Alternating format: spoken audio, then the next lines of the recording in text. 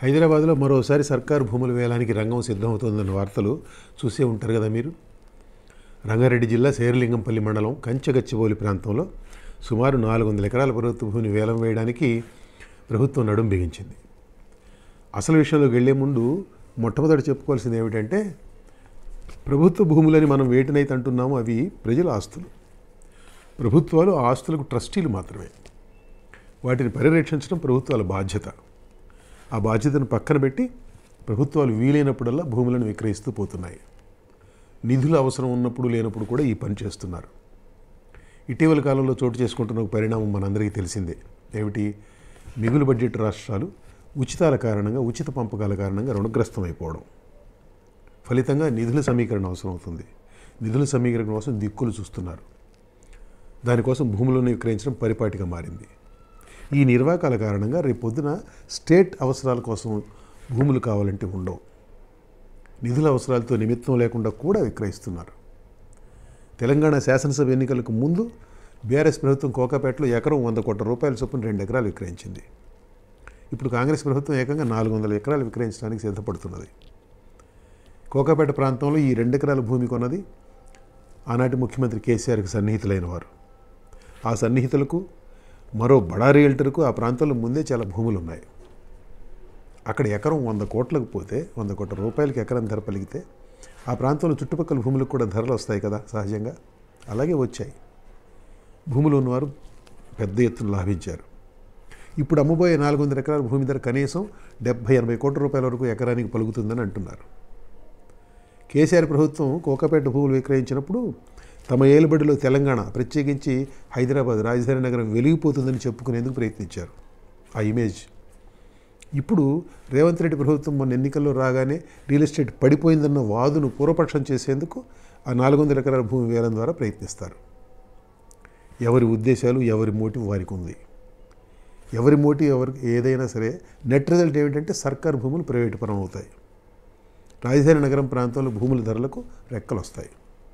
కొత్తగా రెక్కలు వచ్చేది ఏముంది, కానీ మరీ ఆకాశంలోకి దూసుకు వెళతాయి. ఫలితంగా మధ్యతరగతికి ఇల్లు అనేది మరీ ఖరీదైన వ్యవహారంగా మారుతుంది.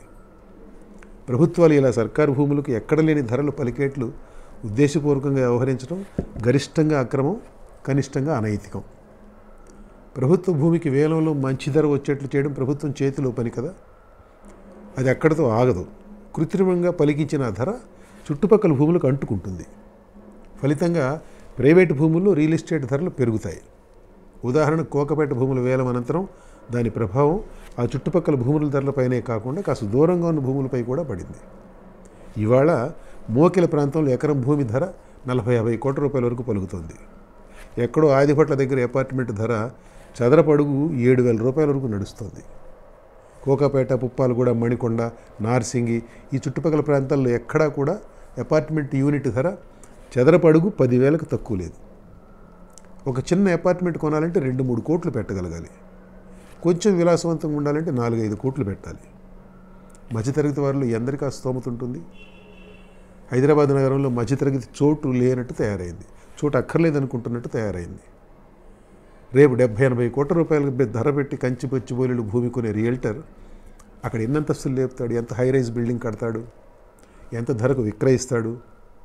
అపార్ట్మెంట్లకు, విల్లాలకు అడ్డగోలు ధరలు రమ్మంటే ఎందుకు రావు?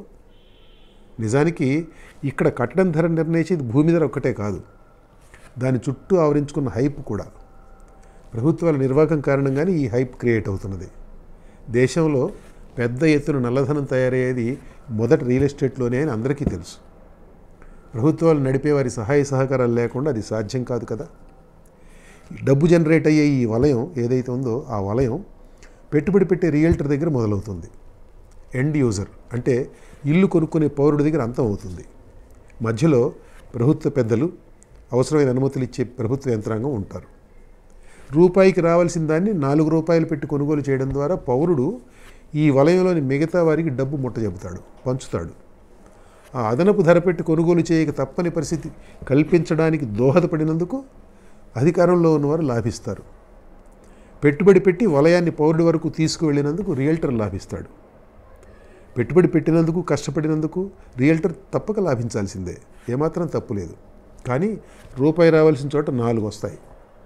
రూపాయి ఇవ్వాల్సిన చోట 4 ఇస్తున్న పౌరుడు ఆ మేరకు నష్టపోతున్నాడు. ఇది ఏ విధంగా న్యాయం మీరు ఆలోచించండి.